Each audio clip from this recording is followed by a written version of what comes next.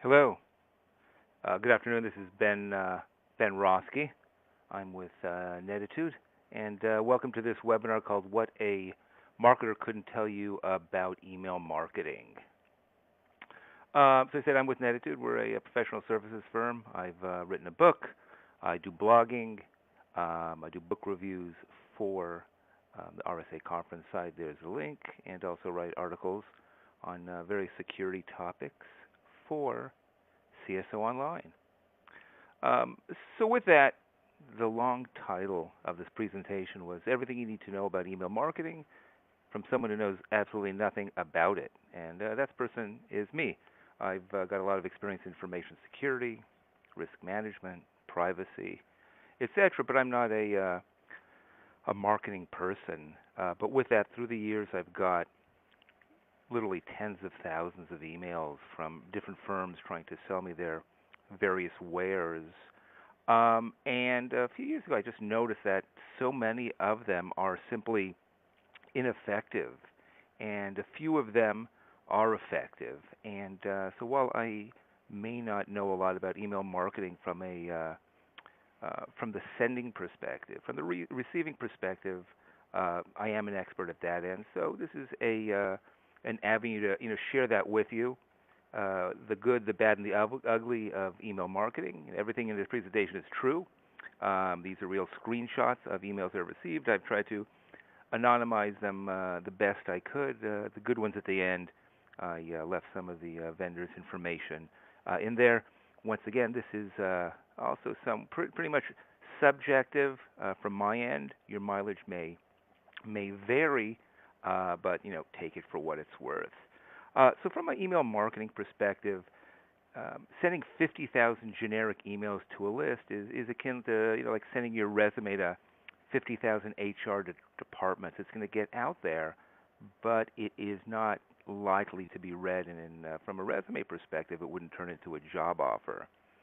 From a email marketing perspective, it doesn't take a lot to make it work. Just have a plan, know your audience, and think like a spearfisher. A spearfisher has targeted attacks, exactly who they want to be receiving that, who they want to attack, and so the email should reflect that. Reflect that also. Simple points. These are my points. Get to the point. Your email should have a clear message. The header. Don't try to be Seinfeld. Don't be a comedian. Just get to the point. Don't apologize. Obvious, spelling, grammar is crucial. Avoid the drama, and don't ask for my strategy in an initial email, and I'll explain, why that is a terrible thing to do. You know, Email marketing is indeed marketing, but you don't have to use meaningless terms, next generation, thought leader. There's no such thing as military level crypto, so don't use it. Bank grade security, organizations like yours, they're generic, they're meaningless, they don't get to the point. So avoid those like the plague, where you can. With that, make the subject header meaningful. Here's some terrible examples. Obviously, I'm not going to read every bullet point, but you could look at these and it sort of screams out, delete me. Um, you don't have to, I said, don't have to be a comedian. Avoid the drama, but in the subject line, make it so someone will want to open your email. So with a virtual drum roll, I'm going to launch into some examples of the terrible emails I have received, the terrible marketing emails I have received, through the years. First off, read receipts are highly invasive. They you know, it's there's email services that will give you that same information, but from an Outlook perspective, that's something you don't need to do. Obviously, above and beyond that, there's grammatic mistakes here. There's other things, but from the get-go, don't put a read receipt in your email. Make sure I was there. Here's a generic email sent from someone who thought I was at the Interop conference. I wasn't. At the conference. So it looks kind of silly to send an email like that. As it turns out, I did not even didn't even register for this conference, so I have no idea how they how they got that. So it just seems kind of silly to send an email to someone who wasn't there.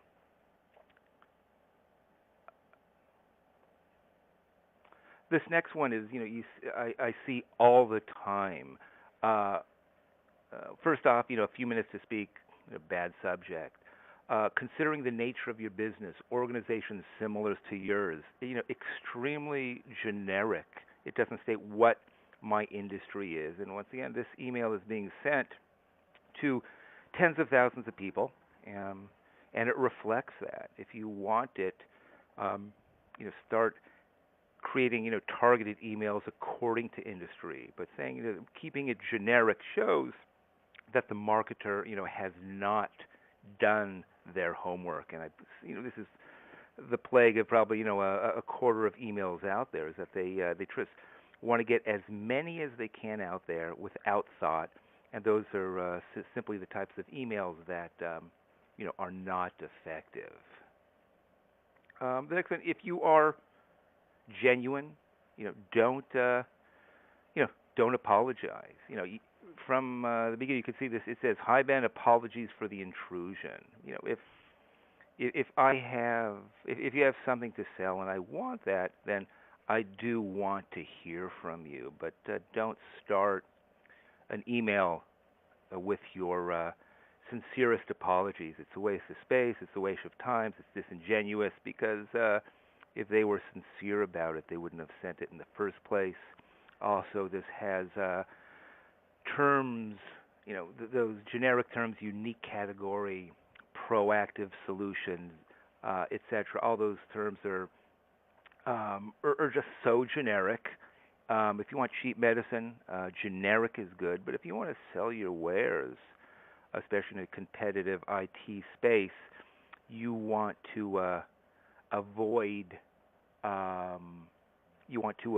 that the most you can.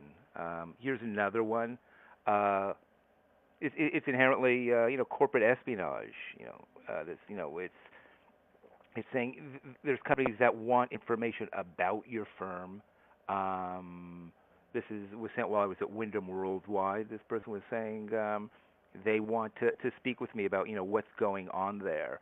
If you've got a relationship with an organization, maybe they will have a legitimate need to speak to you. But you'll see this quite often. So not only is it a bad email, it's from firms that just want information about your organization.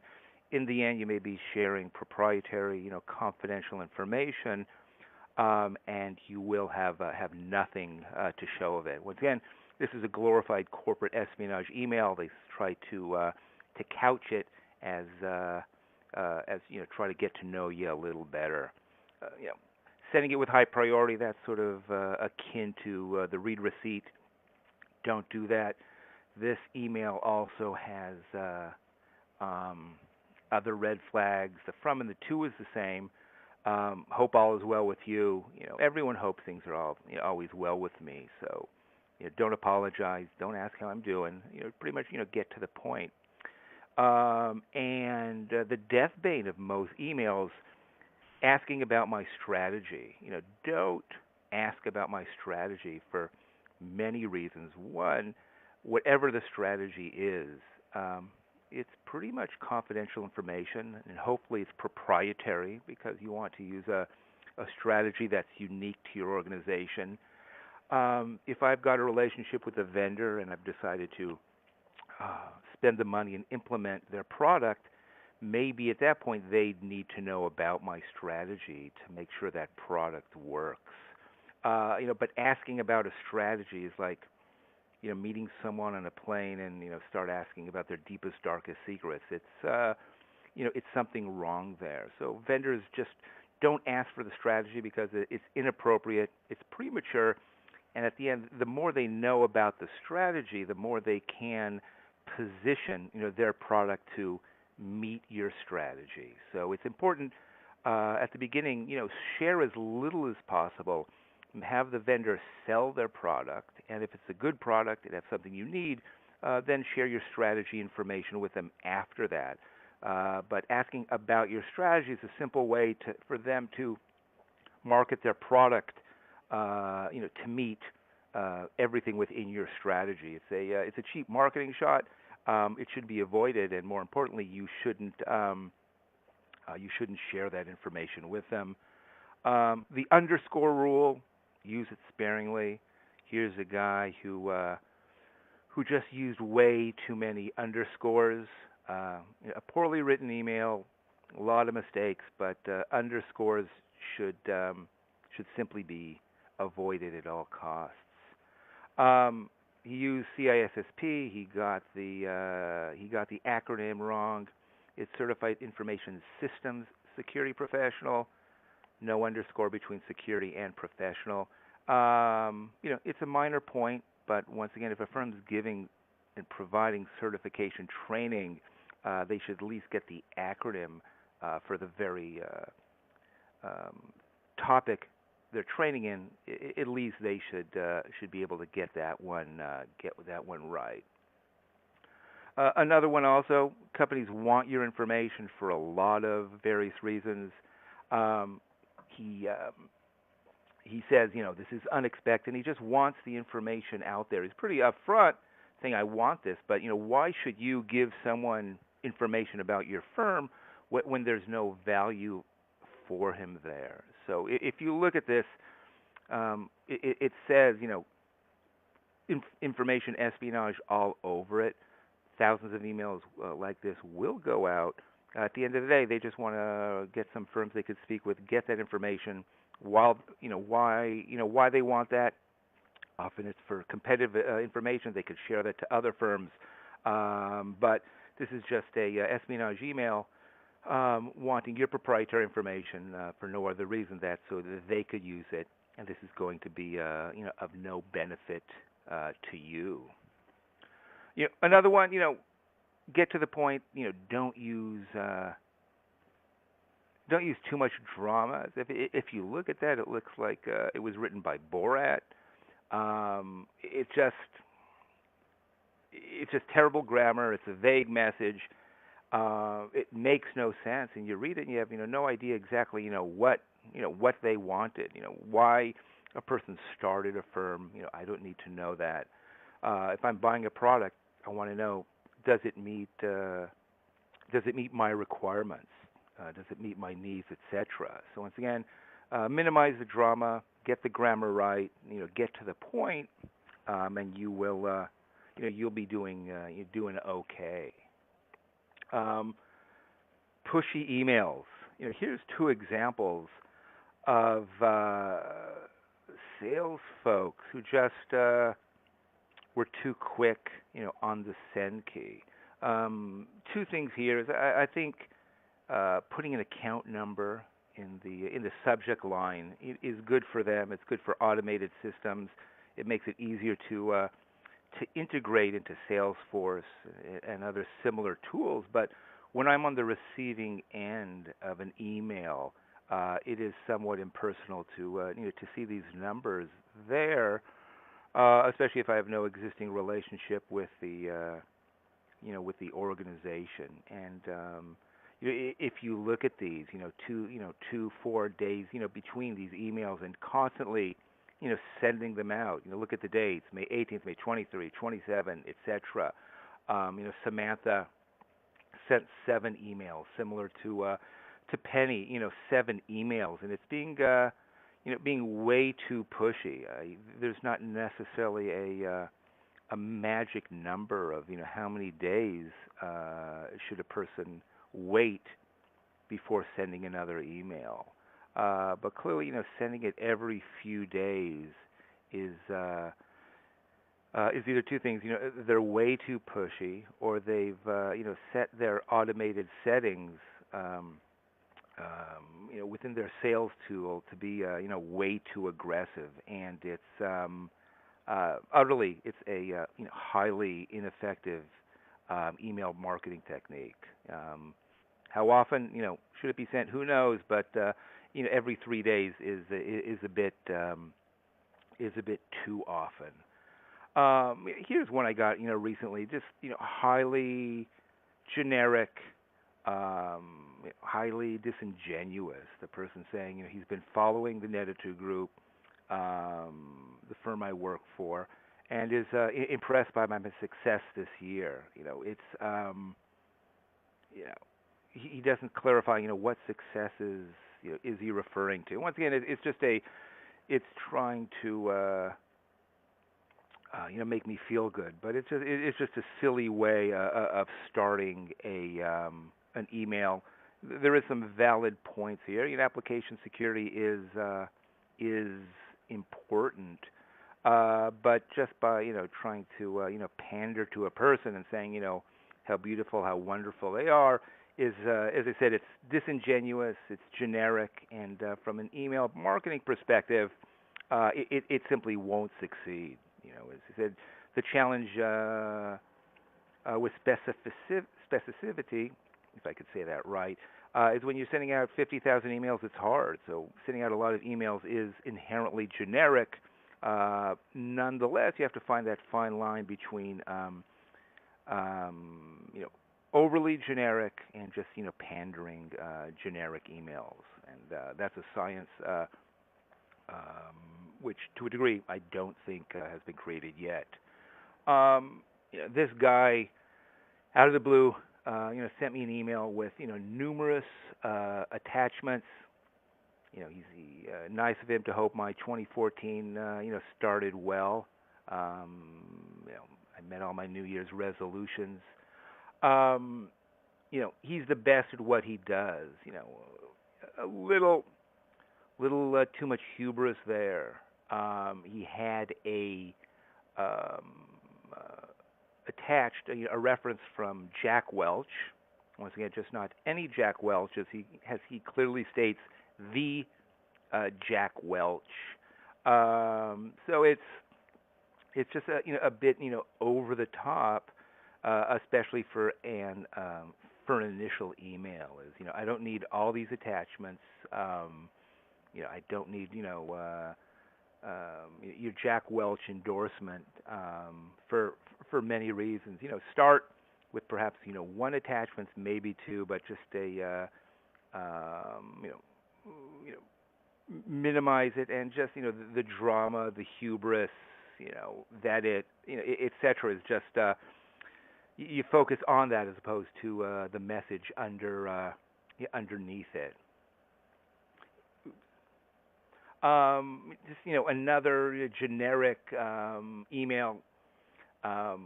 It's amazing how many people really are concerned about my well-being in my email. Makes me feel good. Is it a pleasure being in touch with you? That's something people don't often say to me, but with that, a new age technology company. Once again, a silly term. I have no idea what a new age company is. Is this something started at Burning Man, etc. So maybe I'm an old-fashioned guy, and new age is not something I like. But with that, just a generic, meaningless term, and you don't want your reader to focus on generic, meaningless term. You want them to focus on what you do. So the email shouldn't take away from that. One of the greatest philosophical questions ever is, how many bullets are acceptable in an email? Many a beer has been consumed, trying to answer that. But with that, here's an email I received, 44 bullets. So, it says, they like to quote Gartner, and we'll speak a little more about Gartner shortly.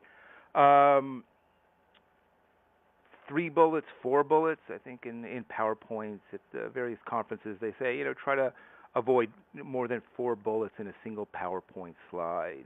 So, 6 bullets, 7 bullets. What is that magic number? No one knows, but I think it's pretty clear that 44, and yes, indeed, this email had 44 bullets. Just way too much. I mean, if you can't, tell your story in under 10 bullets, then you might be way too good, etc. Once again, this is something I see all the time. Don't ask to discuss my strategy for various reasons, and it's important to understand as at the consumer level of whether it be hardware or software. There's only one reason they want to know your strategy is because so they could map it to their product. And you tell them my strategy has these 6 crucial points. Miraculously, their product will be a perfect fit for precisely those points you need.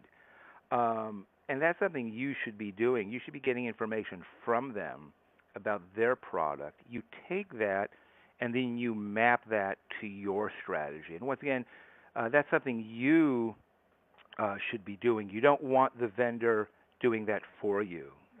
You don't want them being involved in your requirements process. You don't want them writing your RFP for you. But when they ask for your strategy, they're asking because they want to create a customized solution. So it will meet your strategy. I said, is that something you should be doing after you've had a few conversations with them?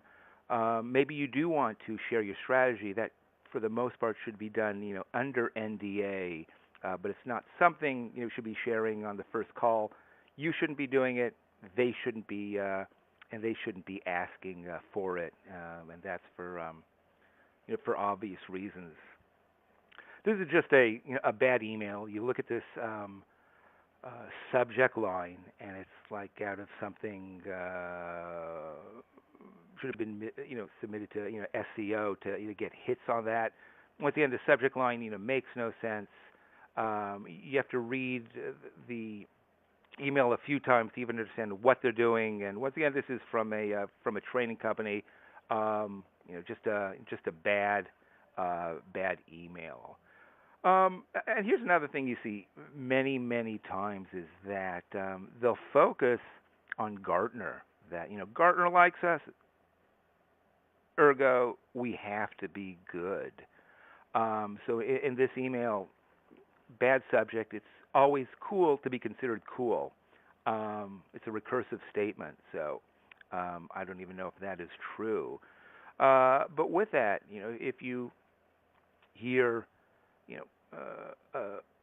a good CIO, a good CSO, they're not using terms like cool. And Gartner does have a report, cool vendors in this various space. But on any given year, there's hundreds of vendors Gartner thinks is cool, and just because Gartner thinks they're cool doesn't mean it's cool for your organization. So it might be secondary that Gartner thinks you're cool, but that really shouldn't be from a sales, from a marketing perspective. That should be a trailing item. It shouldn't be a leading item within your sales strategy. So Javed Malik, if you know the security space, one of the smartest guys around, also one of the funniest guys around. He's got some humorous videos you could look on YouTube, and he's created something called a Fire Dactyl. And what he does is that he gives this to a firm who tries to impress him by where they are on a Gartner Magic Quadrant or any other, whether it be Forrester, Gartner, or Radicanti, etc. If they're using that as why they should be implemented, there's something wrong there. Just because Gartner likes you, just because you're on their Magic Quadrant, at the end of the day, doesn't mean a whole lot. So if they're touting that, it's sort of like buying a designer item of clothes. It may not make you look good, but clearly it's a designer a designer item. Also, to this, you'll see companies trying to tout how they've got awards from SC magazine. So an SC award is going to get you 2 Fire Dactyls. Um, just because a firm has won an award from SC doesn't mean a whole lot. Not really. The award you want to give a company is that you've got a problem, they meet that solution. But once again, just because Gartner likes them, just because they've gotten 5 stars in SC magazine, is not a whole lot. At the end of the year, there's hundreds of companies that SC magazine likes. They've won the awards, etc. It shouldn't impress you. It shouldn't impress you a whole lot. Another over-the-top email. This unlike any solution available out there. It's really anti-capitalistic if you think about it. There's very few solutions out there that don't have competition. Often there are some solutions out there that have such a limited market that there might not be, competition. So if you find yourself in the need of a very specific vendor, maybe you've got a DEC VAX running in your data center that you need support for, or there's an HPUX, an old version, and there is only indeed one vendor out there who can support your highly unique solution.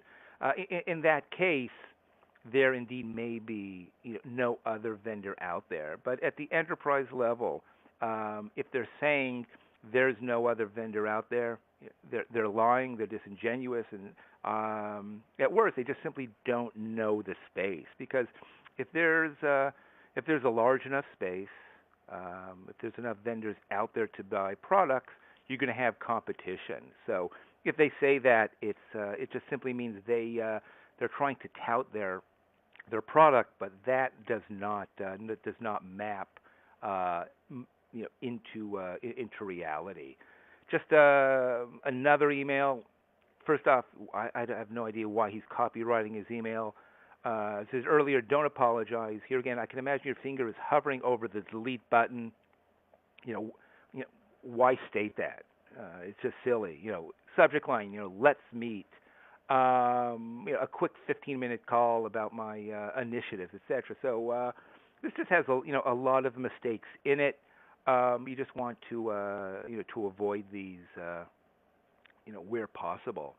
Don't ask for help. Well, actually, it's okay to ask for help if I know you, I've got a relationship with you, I'm your friend, etc. Once again, so many people just want are hoping I'm doing well. So if nothing else, just the goodness of humanity in all these emails. Another generic email. He's asking me to help him. With 30 minutes. In a given week, 30 minutes out of 40 hours. That's just not a small chunk of time. A lot of us will get 5, 10 emails like this a week. So no one has that much time to help people. So it's just silly to ask for help when you've given no reason why they should help you. So it's an email that begs please please delete me.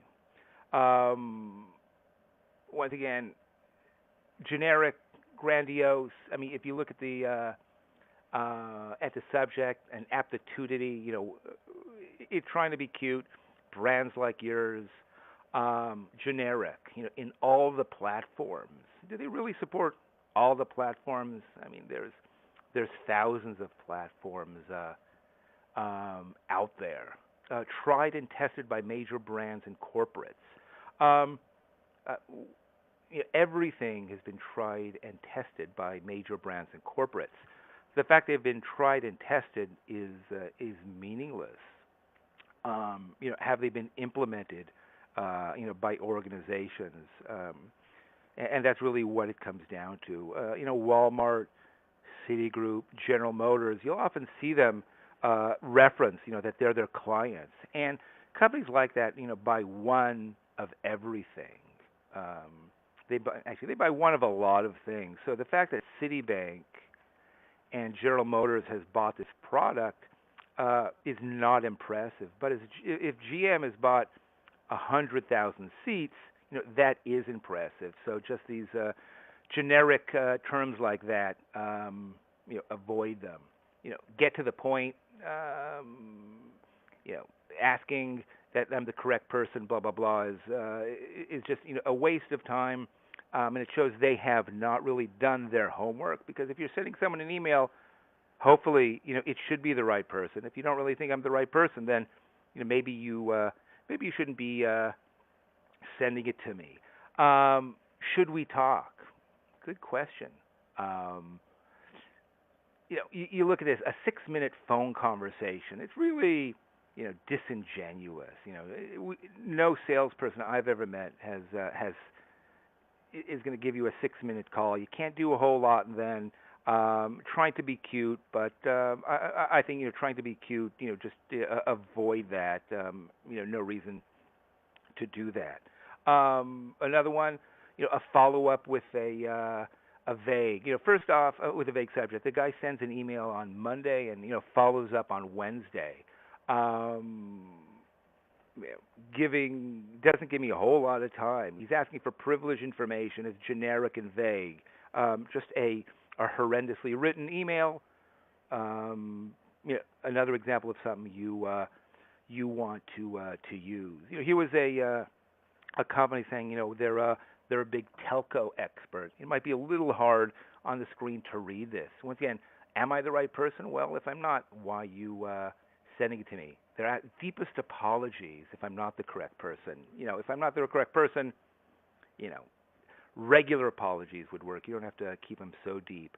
But this is from a firm saying how they've got tremendous depths in the telco world. But really, the vendors are being misspelled. AT&T, CenturyLink. They spelled POTS wrong. AT&T Wireless. These are, in the big picture, minor mistakes. But the fact that as a telco firm, they're spelling CenturyLink wrong.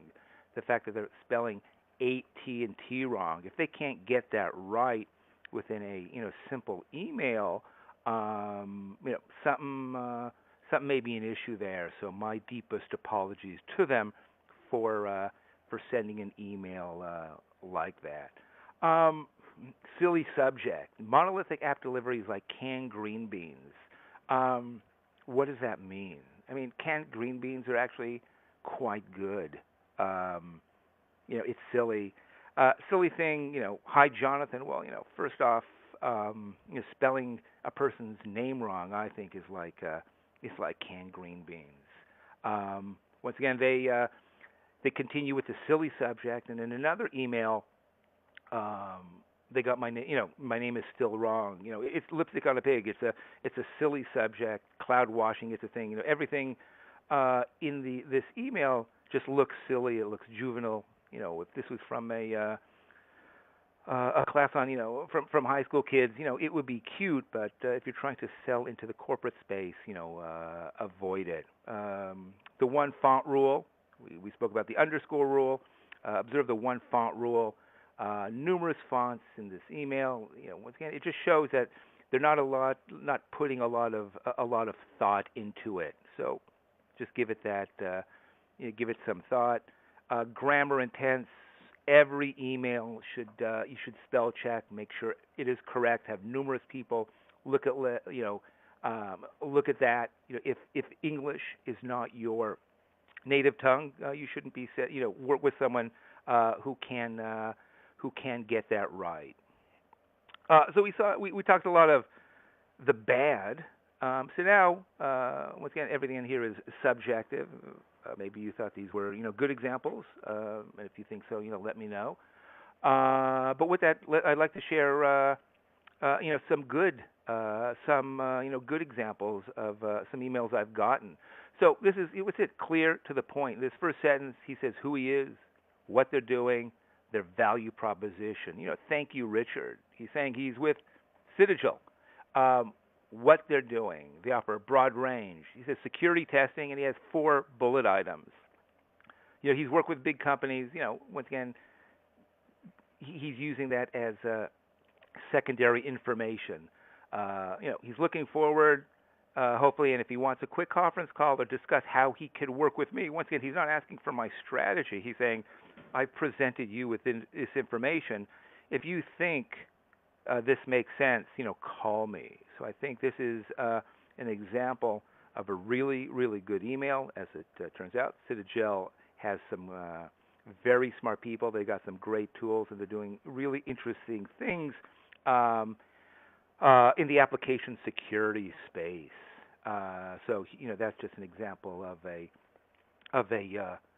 a really good email. I think, as you can see from the next few, clear, to the point, get to the point.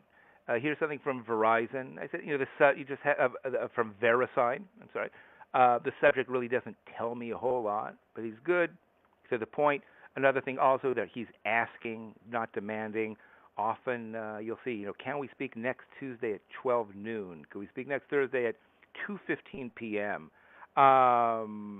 Once again, a salesperson should work around your schedule.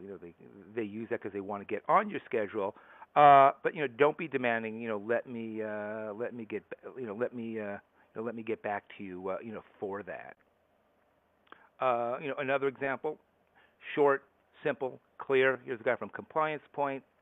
He tells me what they do. They're a leader. I could read this email in 20 seconds. He hasn't wasted my time. He hasn't apologized. He didn't ask how I was, and he didn't say and that didn't bother me. He didn't say he was hoping I had a good day. And that didn't bother me either. Short, simple, clear. Think about, we're getting hundreds of emails a day.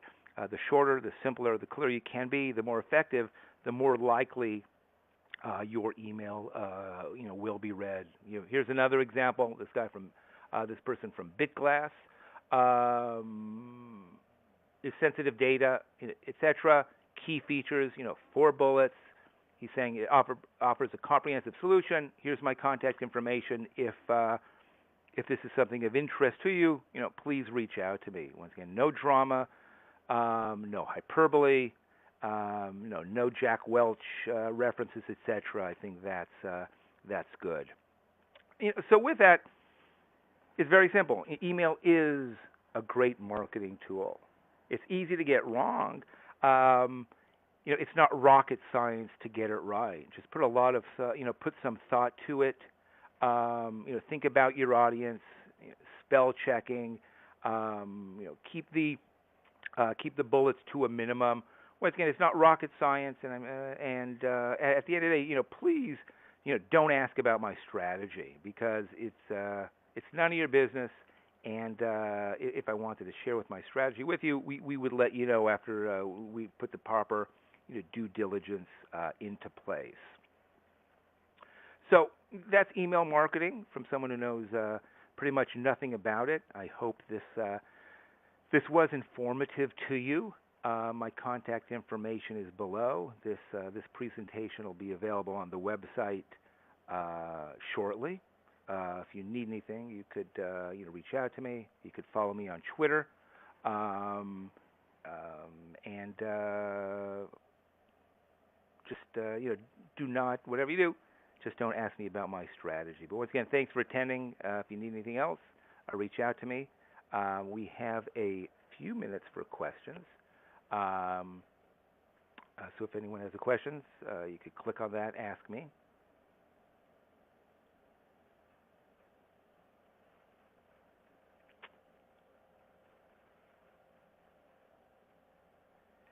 Okay. Thank you for attending, and enjoy the rest of your day.